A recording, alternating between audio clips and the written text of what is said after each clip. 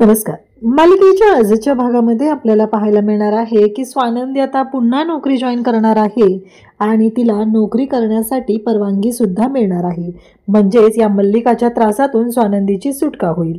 तर हे सगळं कशा पद्धतीने होणार आहे, त्याचबरोबर लग्नाच्या पहिल्या रात्री समर आणि स्वानंदी यांची काही मतं जुळू लागलेली आहेत. त्यामुळे आता मल्लिका आणि त्याचबरोबर अर्पिता दोघींच्याही शिट्ट्या वाजू लागलेल्या आहेत. हे सगळं कशा पद्धतीने होणार आहे ते आपण आपल्या आजच्या या व्हिडिओमध्ये पाहणार आहोत. त्यासाठी व्हिडिओ शेवटपर्यंत पहा. त्याचबरोबर चॅनलवरती नवीन असाल तर चॅनलला सबस्क्राईब करा. तर इकडे आता रोहनच्या घरी सगळेजण ओरडत असतात. मंदाचं एकच चालू असतं की नाही, काही झालं तरीही आपण मोठ्या रूममध्ये राहायचं आहे आणि आपण तिघे मोठ्या रूममध्ये ॲडजस्ट करूया, त्यांना दोघांना छोट्या रूममध्ये ॲडजस्ट करूया. म्हणजे मास्टर बेडरूम आणि छोटी बेडरूम असं 2 बेडरूम आहे. तर त्याच्यामध्ये यांचा गोंधळ सुरू झालेला आहे. मंदाचं असं म्हणणं आहे की का, आणि तसा विचार करायला गेलं तर मंदाचं पण बरोबर आहे की आता बाबा त्याचबरोबर सुश आणि मंदा असे तिघजण राहणार आहेत. पण बाबा मात्र हट्टाला भेटलेत, अजिबात नाही, मी सांगितलंय ना, काहीही झालं तरीही तुम्ही दोघांनी राहायचं आहे. हे ऐकल्यानंतर आता धक्का बसतो. त्यावेळेस इकडे आधिरा सुद्धा तयार झालेली असते छोट्या बेडरूमसाठी, पण बाबा ऐकायलाच तयार नसतात. शेवटी ते म्हणतात की हे बघ रोहन, तुम्हाला दोघांना माझी शपथ आहे. आता शपथ घातल्यानंतर रोहन तरी बिचारा काय करणार. तो म्हणतो की ठीक आहे. तेवढ्यातच एसीची ऑर्डर दिलेली असते आणि तो एसीची ऑर्डर देणारा आलेला असतो. आणि मग तेव्हा आधिरा म्हणते की पण आता आपण हा छोटा एसी मागवलाय ना, मग मोठ्या बेडरूमसाठी मोठा एसी लागेल असं ती म्हणते. तेव्हा मात्र बाबा म्हणतात की ते बघून घे, काय करायचं आहे ते तुम्ही दोघंजण ठरवा, बाकी मला काही प्रॉब्लेम नाही आहे असं बाबांनी सांगितलेलं असतं. परंतु राग मात्र आलेला असतो, तो खूप राग आलेला असतो या मंदाला ही गोष्ट पटतच नसते की काय चाललंय हे सगळं. म्हणजे तिचं असं म्हणणं असतं की लग्न झालं तेव्हा सासूबाईंचं ऐकलं आणि आता यांचं ऐकायचंय, आता सुनबाईचं ऐकायचंय. म्हणजे माझं असं आयुष्य नाहीच काय जगामध्ये. आणि तिची खूप चिडचिड होत असते. बाबा म्हणत असतात की बस झालं, खूप झालंय सगळ्यांचं, आता त्यापुढे एक शब्दही कोणाचा ऐकून घेतला जाणार नाही असं स्पष्टपणे इकडे बाबा सांगत असतात. तेव्हा मात्र इकडे पाहायला मिळतं की जेव्हा या सगळ्या गोष्टी घडत असतात तेव्हा आता स्वानंदी दुधाचा ग्लास घेऊन निघालेली असते. तर मांजर आडवी आलेली आहे, ती म्हणजेच मल्लिका तिथे येते आणि म्हणू लागते की काय चाललंय हे सगळं. म्हणजे स्वानंदी, मला माहिती आहे घरात सगळ्यांच्या मनामध्ये काही ना काही शंका आहेत तुमच्याबद्दलच्या, हे सगळं मला माहिती आहे, परंतु काही गोष्टी विचार कर. कसं आहे माहिती आहे का, आपण राजवाड्यांच्या सुना आहोत. अर्पिता जे काय बोलले ना त्याच्याबद्दल मनाला काही वाटून घेऊ नकोस, जे काय झालेलं आहे ते सोडून दे असं ती सांगू लागते. त्याचबरोबर ती म्हणत असते की बरोबर आहे ना, समर कसा मान्य करेल ना, साधी गोष्ट सांग ना. या सगळ्या गोष्टी जेव्हा घडत असतात तेव्हा मात्र इकडे अर्पिता आणि त्याचबरोबर अंशू बोलत असतात. अर्पिता म्हणत असते की अरे तू शांत हो ना. अंशू पण म्हणत असतो की हो शांत राहणार, मी शांत राहणार, तुम्ही शांत राहायचं, त्यानंतर मी काय सांगतोय ते पण ऐकून घ्या. आपण सगळ्यांनी शांत राहायचं. या घरामध्ये त्या पिंटा दादाची आणि त्या स्वानंदीची मुलं येणार, ते गोंधळ घालणार, त्यांचा गोंधळ सुरू असणार आहे, पण आपण मात्र शांत राहायचं. त्याचबरोबर हे सगळं जेव्हा घडत असतं तेव्हा तो चिडचिड करत असतो. आपण शांतपणे बाहेर रस्त्यावर जायचं, भीक मागायची, तिथेही स्वतःला समजवायचं की आपण शांत राहायचं. लोक म्हणाली खरंच किती चांगले होते, यांच्यावरती ही वाईट वेळ आली, असं अंशुमनचं चालू असतं.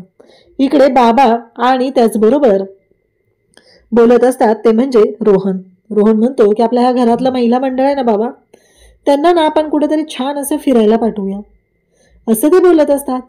आणि त्यासोबतच इकडे आता पुन्हा आपल्याला पाहायला मिळतं की मल्लिका आणि स्वानंदी त्या बोलू लागतात. त्यांचं बोलणं सुरू असतं आणि नेमकं त्याच वेळी इथे मल्लिका म्हणत असते की माहिती आहे का तुम्हाला काय झालेलं आहे. आणि मग मल्लिका म्हणते की 3 मुलं झाली आणि त्यानंतर मी या घरामध्ये एकटी पडले, आधिराचे बाबा सोडून गेले. परंतु या सगळ्या गोष्टी जेव्हा घडत होत्या तेव्हा मला कळतच नव्हतं की मी काय करणार आहे. पण या घरामध्ये ज्या पद्धतीने सगळं होत होतं ते मात्र खरंच पाहण्यासारखं होतं. कारण मला ना माहीतच नव्हतं की मी काय करणार आहे पुढं. माझी मुलं, माझं हे सगळं जेव्हा घेऊन मी इथं होते तेव्हा माझ्यापुढे खरं तर अंधारच होता.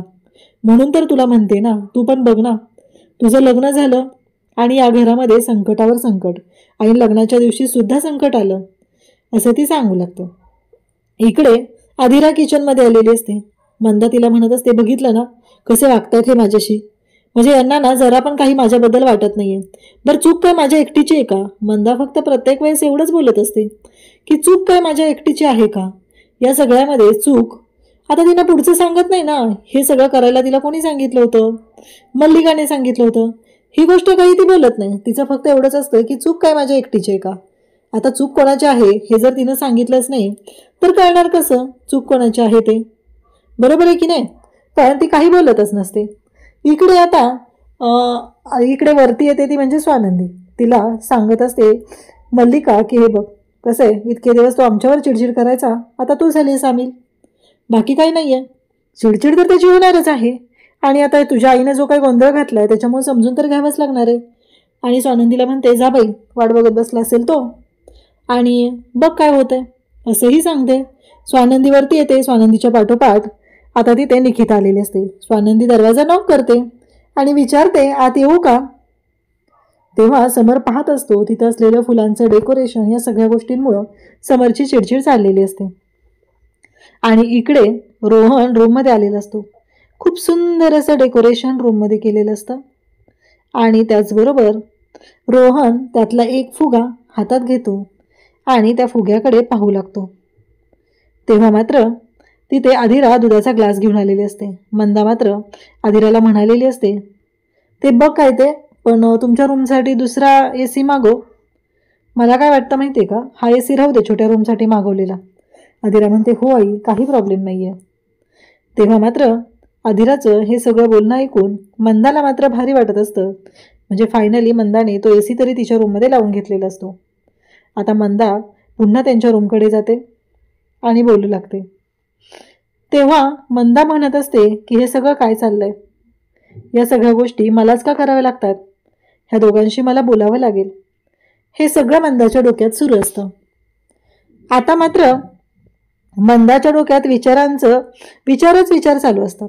मंदा म्हणत असते की नाही, मला या दोघांशी बोलून घ्यावं लागेल. नक्की यांचं काय चालू आहे, कशा पद्धतीने यांना रिॲक्ट होत आहेत, ह्या सगळ्या गोष्टी मला कळल्या पाहिजेत.